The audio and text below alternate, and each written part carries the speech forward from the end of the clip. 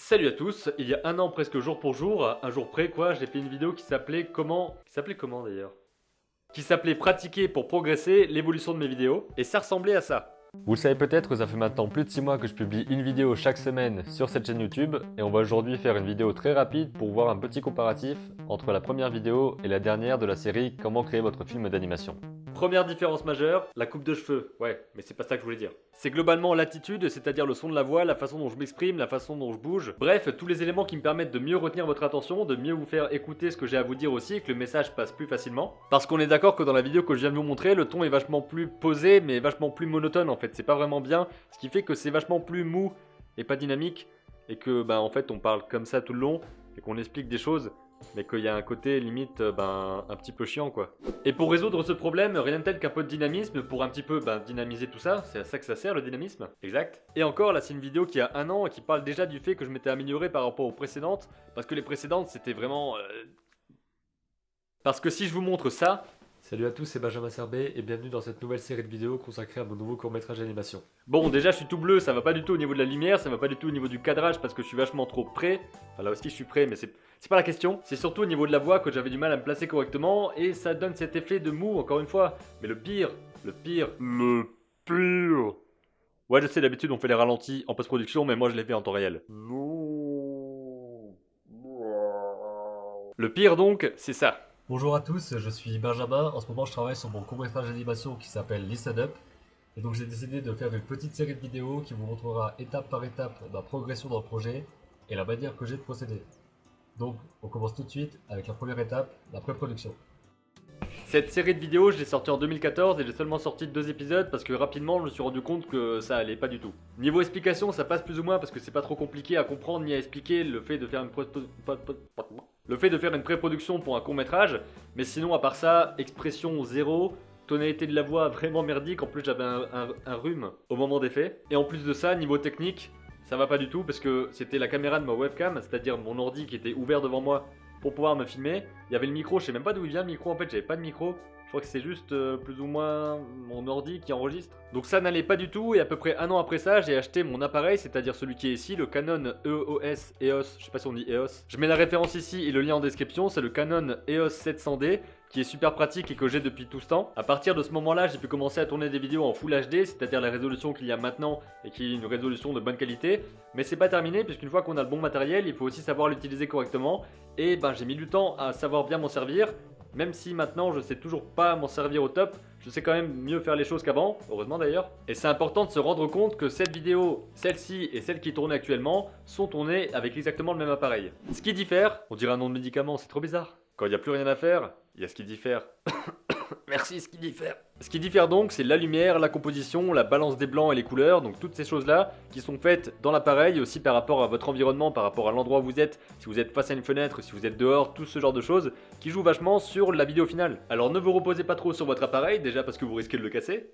Et ne négligez pas tout votre travail de votre côté, c'est-à-dire où est-ce que vous vous placez dans le cadre, comment est-ce que vous êtes illuminé. Par exemple là, je sais que la lumière est vachement changeante parce que j'ai pas un spot devant moi et que c'est la lumière de la fenêtre, ce qui fait que vous me voyez lumineux, pas lumineux, ça dépend des fois. Et c'est pas cool. Et autre chose qui est super importante, le montage. D'ailleurs je vais me barrer et me mettre ailleurs parce que niveau lumière c'est un peu chiant. Voilà. Le montage est donc une partie super importante qui permet de dynamiser ce que vous avez fait ou en tout cas de lui créer un rythme qui est cohérent par rapport à votre message et par rapport aussi à la façon dont vous voulez transmettre. Et typiquement c'est ce que je ratais complètement dans les premières vidéos que j'avais faites il y a un an, avant ça, et même il y a 5-6 mois je pense, ou même 3 mois, 2 mois, je sais pas. Parce que c'est seulement il y a pas longtemps que j'ai commencé à faire du vrai montage et à vraiment créer quelque chose de différent qui capte davantage l'attention. Ou en tout cas j'espère, mais vu vos commentaires, je pense que c'est assez visible et c'est assez cool d'avoir ce genre de retour. On va observer vite fait les erreurs de montage qu'il y avait dans les précédentes vidéos, comme par exemple ici. En vous demandant aussi comment ça évolue et pourquoi ça évolue comme ça. C'est tout simplement parce que j'ai créé des petites habitudes, je sais que... Voilà. Alors que justement, au montage, ou en tout cas dans mes vidéos, j'essaie de rendre le tout beaucoup plus dynamique, plus attrayant, que ce soit pas, comment dire... qu'il n'y ait pas des longues pauses comme ce que je viens de faire en fait. À part quand il y en a besoin, parce que n'oubliez pas que votre pause a de la valeur parce que le reste est assez rapide, ou que votre rapidité a de la valeur parce qu'il y a assez de pauses au milieu pour qu'on se rende compte que le reste est rapide. s'il me fait bien comprendre. Tout est une question de rythme dans votre montage, à quel moment est-ce que vous coupez la bonne phrase, à quel moment est-ce que vous passez à une autre image, à un autre plan, et c'est super important pour capter l'attention des gens qui regardent, et pour rendre tout ça rythmé et agréable à suivre. C'est ce que j'essaie de faire de plus en plus dans mes vidéos, en mettant plus de montage, en mettant plus de zoom dans les images, en changeant le cadre directement parfois, en changeant de place dans mon image, comme ça par exemple, pour mettre plus de diversité à l'image, au son, et rendre le tout beaucoup plus agréable à suivre, toujours dans cette question de rythme. Bref, je voulais partager avec vous ceci pour vous montrer un petit peu à quel point on peut s'améliorer avec le temps et surtout à quel point la pratique permet de mieux placer sa voix, de mieux placer son montage, de mieux placer ce qu'on dit à quel moment. Et tout ça, ça s'apprend parce que vous voyez que j'ai commencé par ce truc là qui est complètement dégueulasse. Qu'ensuite je suis passé à des vidéos un petit peu mieux faites mais toujours un petit peu maladroites, bancales. Ensuite je me suis amélioré davantage au niveau de la qualité de la lumière, etc.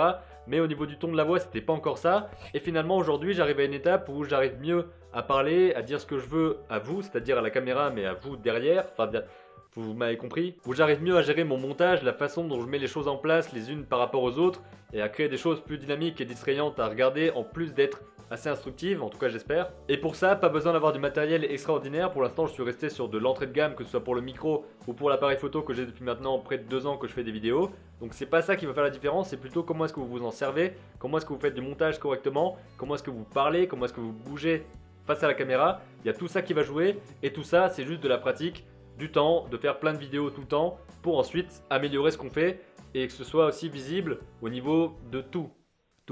J'espère que la vidéo vous a plu, je vous avoue que ça me fait assez bizarre de regarder les vidéos qui datent d'il y a plus d'1 an maintenant parce que je sens tellement les faiblesses. Mais c'est aussi pour ça que je les laisse sur ma chaîne, que tout est visible depuis le tout début, que j'ai jamais supprimé une seule vidéo parce que je me dis que c'est important pour vous et pour n'importe qui d'ailleurs qu'on puisse voir l'évolution de quelqu'un sur tout le long en fait, pendant des années, pour voir à quel point il a commencé à un niveau très bas et qui ensuite s'est amélioré petit à petit. Et j'essaie de regarder tout le temps comment ont commencé les gens que je suis sur internet, ou même en général les gens que j'admire et que j'apprécie, dont j'apprécie le travail, de voir comment est-ce qu'ils ont commencé et de voir ensuite comment est-ce qu'ils ont gravi les différentes étapes, les différents échelons pour arriver où ils en sont aujourd'hui. Et c'est aussi une façon pour moi de vous dire de vous lancer maintenant, que ce soit sur des vidéos YouTube, sur des écrits, sur des dessins, parce que si vous attendez la perfection, ben vous pouvez attendre parce qu'elle viendra pas en fait.